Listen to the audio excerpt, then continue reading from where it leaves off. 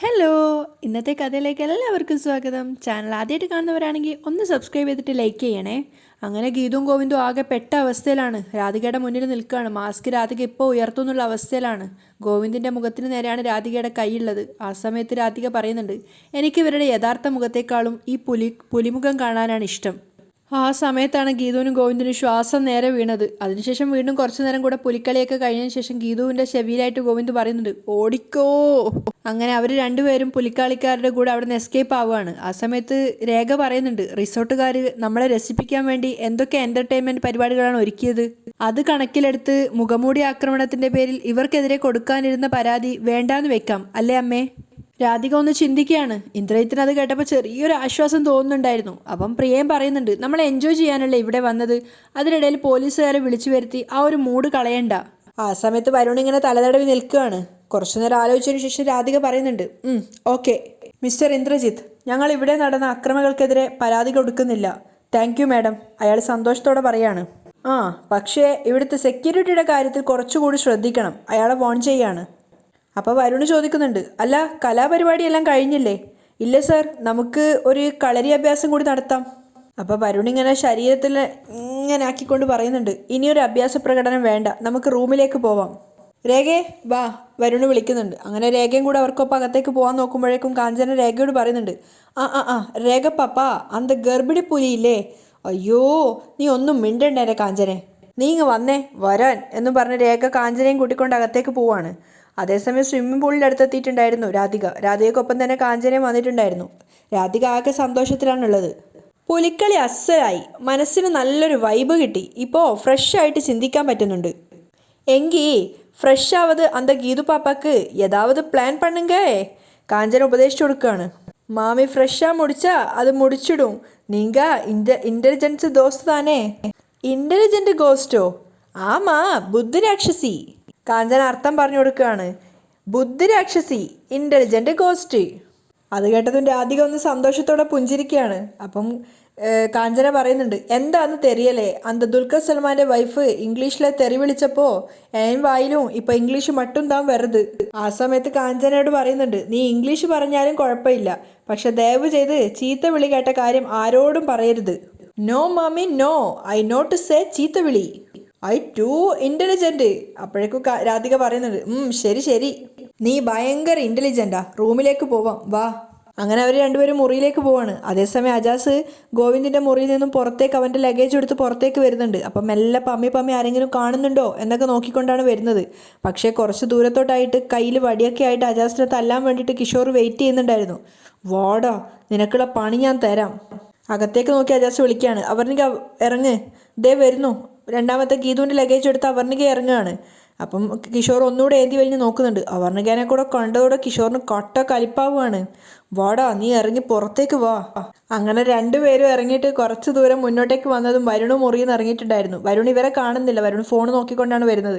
അപ്പോഴേക്കും അവർ വേഗം തിരിച്ച് മുറിയിൽ തന്നെ കയറി വാതിലെടുക്കുകയാണ്. ഇതൊന്നും അറിയാതെ വരുൺ മുന്നോട്ടേക്ക് തന്നെ ഫോൺ നോക്കിക്കൊണ്ട് നടക്കുന്നുണ്ട്. ശരിക്കും വരുൺ കൃത്യം കിഷോറിൻ്റെ മുന്നിൽ തന്നെയാണ് എത്തിപ്പെടുന്നത്. അതുകൊണ്ട് തന്നെ കിഷോർ വരുണിൻ്റെ തലക്കടിക്കുന്നുണ്ടായിരുന്നു.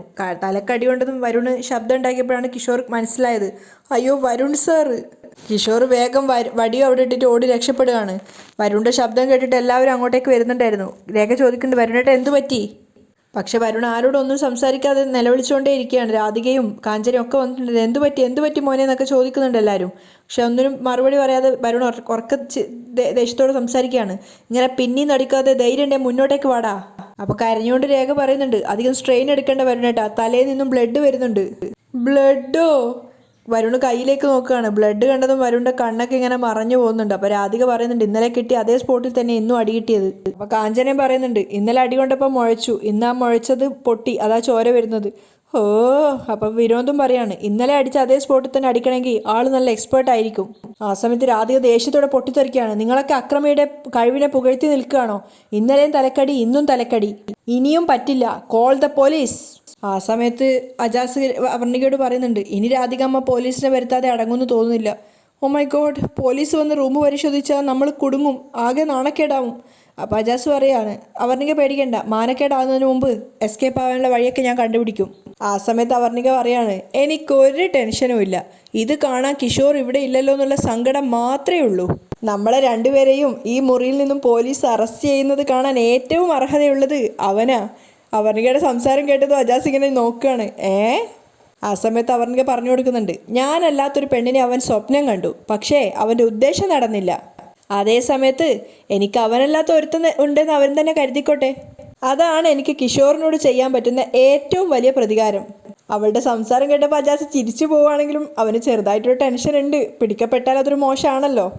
അതേസമയം ഗോവിന്ദും ഗീതു ഓടിയിട്ട് ആ റിസോർട്ടിന് പുറത്ത് എത്തിയിട്ടുണ്ടായിരുന്നു. അങ്ങനെ വേഗം തന്നെ രണ്ടുപേരും ആ പുലിക്കളിയുടെ ഡ്രസ്സൊക്കെ അഴിച്ച് മാറ്റുകയാണ്. ഗീതു അപ്പോഴേക്കും നല്ല ആവശ്യമായിട്ടുണ്ടായിരുന്നു. അയ്യോ എനിക്ക് വയ്യേ, ഇതൊക്കെ എവിടെയെങ്കിലും കൊണ്ടിട് എന്നൊക്കെ അവൾ പറഞ്ഞിട്ട് രണ്ടുപേരും കൂടെ ബോട്ടിൽ വെയിറ്റ് ചെയ്യാണ്. ആ സമയത്ത് അജാസിനെയും അവർണികയും വെയിറ്റ് ചെയ്തിട്ട് ഗോവിന്ദ് ഇങ്ങനെ പറയുന്നുണ്ട്, ഇവരെന്താ ഇങ്ങനെ ലേറ്റ് ആവുന്നത്, വേഗം വരാമെന്ന് പറഞ്ഞതായിരുന്നല്ലോ, നമ്മൾ അവരെക്കാളും ഇരട്ടി വേഗത്തിലല്ലേ ഓടിയത്, ഗീതു പറയുന്നുണ്ട്.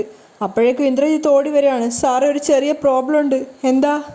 നമ്മുടെ ബോട്ടിന് ചെറിയൊരു മെക്കാനിക്കൽ പ്രോബ്ലം, ശരിയാക്കാൻ നോക്കുന്നുണ്ട്, ഒരല്പസമയം ഒന്ന് വെയിറ്റ് ചെയ്യാവോ? അതുകൂടെ കേട്ടപ്പോൾ ഗീതുവും ഗോവിന്ദും ശരിക്കും തലയിൽ കൈവച്ച് പോവാണ്. എൻ്റെ ദൈവമേ, ഇത് ഇടിവെട്ടി അവനെ പാമ്പ് കടിച്ചു എന്ന് പറഞ്ഞ പോലെ ആയല്ലോ. വേറെ മാർഗമൊന്നുമില്ലേ? ഗോവിന്ദ് ചോദിക്കുകയാണ്. സോറി സാർ, ഇടയ്ക്ക് പോവാൻ വേറെ മാർഗമൊന്നുമില്ല, ഇത് പെട്ടെന്ന് ശരിയാവും, പേടിക്കണ്ട.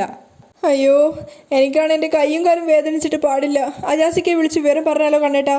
അതിന് ഫോൺ എൻ്റെ ബാഗിലല്ലേ, അത് വെപ്രാളത്തിനിടയിൽ അതൊന്നും എടുക്കാതെയല്ലേ ഓടിയത്. എങ്കിൽ പിന്നെ ആ മാനേജറുടെ ഫോൺ വാങ്ങി വിളിച്ചൂടായിരുന്നോ? ആ മതിയായിരുന്നു, പക്ഷേ ഇപ്പോഴല്ലേ ഓർത്തത്, ഓർത്തപ്പോൾ അയാൾ പോയില്ലേ. ഓ തമാശ പറയാൻ കണ്ട നേരം. ഞാൻ ഇവിടെ എങ്ങാനും ഇരുന്നോളാം.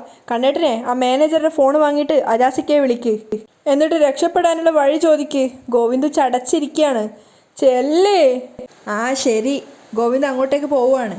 ആ സമയത്താണ് ഒരിക്കലും കാണാൻ പാടില്ലാത്തൊരു കാഴ്ച ഗോവിന്ദ് കാണുന്നത്. തൊട്ട് മുന്നിലായിട്ട് രാധികയും എല്ലാ കുടുംബക്കാരും കൂടെ തിരിച്ച് റിട്ടേൺ ചെയ്യാനുള്ള പരിപാടിയിലാണ്. പക്ഷേ ഗോവിന്ദ് തിരിഞ്ഞു നോക്കലും കാഞ്ചനയാണ് ആദ്യം തന്നെ കണ്ടത്. അങ്കപ്പാര് ഗോവിന്ദ് മാമ. അപ്പോഴേക്കും രാധിക അടക്കം എല്ലാവരും സംശയത്തോടെ അങ്ങോട്ടേക്ക് വരികയാണ്. ഗോവിന്ദ് വിചാരിക്കുന്നുണ്ട്, ഈശ്വര ഭൂമി പിളർന്ന് എന്നെ താഴോട്ടേക്ക് എടുക്കണേ. കണ്ണാ, രാധിക വന്ന് വിളിച്ചത് ഗോവിന്ദ് അങ്ങോട്ടേക്ക് തിരിയാണ്. ആഹാ എല്ലാവരും ഉണ്ടല്ലോ, നിങ്ങളൊക്കെ എന്താ ഇവിടെ? അപ്പം രാധിക ചോദിക്കുകയാണ്, മുംബൈക്ക് പോയ നീ എങ്ങനെ ഇവിടെ എത്തി?